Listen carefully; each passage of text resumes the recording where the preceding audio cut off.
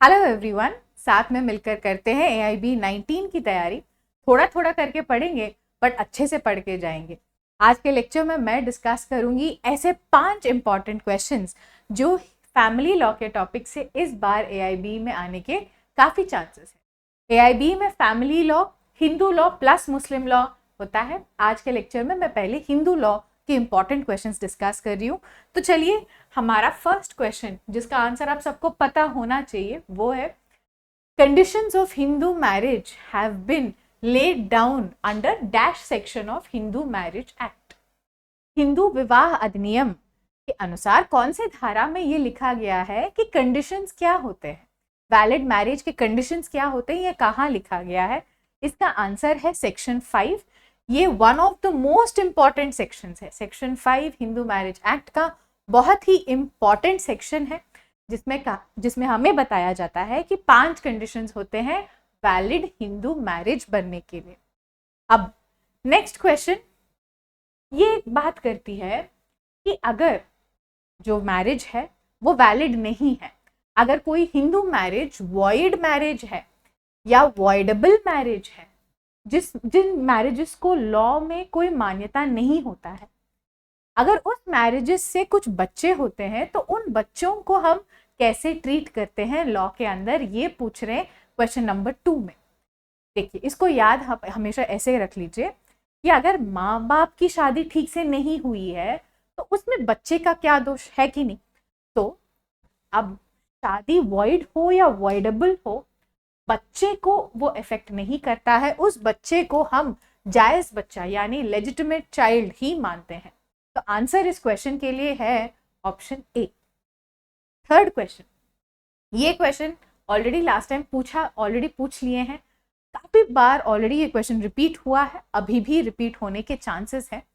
यहाँ पर पूछ रहे हैं हाफ ब्लड करके हम 2 लोगों को कब बुलाते हैं?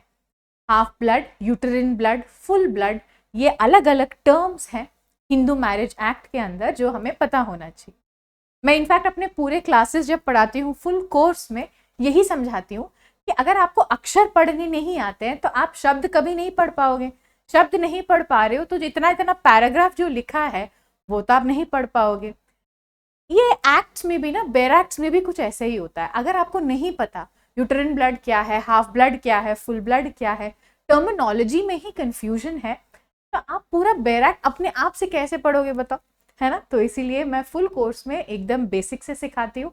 आप मेरे गाइडेंस में पढ़ना चाहते हैं तो डिस्क्रिप्शन में आपको डिटेल्स मिलेंगे, आप ज्वाइन कर लीजिए मेरा कोर्स। ओके, हाफ ब्लड का मतलब क्या होता है? जब 2 भाई बहनों के बीच में पापा जो होते हैं, फादर या मेल पर्सन जो होते हैं वो कॉमन है, पर जो फीमेल है ना यानी वाइफ जो है वो अलग है। तो कॉमन एंसेस्टर यानी मेल पर्सन कॉमन है, पापा कॉमन है, पर अलग अलग मदर्स हैं, डिफरेंट वाइव्स हैं उस पर्सन के। तो उस केस में जो बच्चे आते हैं उनको हम बोलते हैं हाफ ब्लड। तो आंसर यहां पर है ऑप्शन बी। चलिए, ये बहुत ही इंपॉर्टेंट क्वेश्चन है। मुझे पता नहीं, ऐसा लग रहा है कि ये क्वेश्चन रिपीट होगा। AIB 18 में पूछा गया था, काफी लोगों ने गलत भी किया था, पर मुझे ऐसा लग रहा है इस बार फिर से पूछेंगे। पूछ रहे अगर हिंदू लड़का है और हिंदू लड़की है, दोनों हैं, लड़का लड़की दोनों हिंदू हैं, तो वो किस एक्ट के अंदर, कौन से बेयर एक्ट के अंदर वो शादी कर सकते हैं? यहाँ पर आंसर है बोथ A1 and 2। तो आंसर यहाँ पर है ऑप्शन सी। आप ये रख लीजिए, हिंदू मैरिज एक्ट के अंदर 2 हिंदू शादी कर सकते हैं। स्पेशल मैरिज एक्ट के अंदर भी अगर वो चाहे तो 2 हिंदू शादी कर सकते हैं। तो आंसर यहाँ पर है ऑप्शन सी। तो चलिए देखते हैं हमारा लास्ट क्वेश्चन, ये भी काफी इंपॉर्टेंट क्वेश्चन है। मेंटेनेंस पेंडेंटे लाइट, मेंटेनेंस मिलता है अगर आपका कोर्ट का केस चल रहा हो डिवोर्स के लिए या कोई भी सेपरेशन के लिए, अगर आपने कोर्ट का केस चला रखा है तो ड्यूरिंग द पीरियड उसको बोलते हैं पेंडेंटे लाइट, यानी जब तक आपका केस चल रहा है उस दौरान आपको मेंटेनेंस मिल सकता है। ये कहाँ लिखा गया है? ये लिखा जाता है section 24 of Hindu marriage act. तो यहाँ आंसर है ऑप्शन सी। मेंटेनेंस का टॉपिक एक हमेशा ही एक्सपेक्टेड क्वेश्चन टॉपिक होता है, तो ज़रूर पढ़ के जाइए। तो आज के लिए इतना ही, फिर कल मिलते हैं।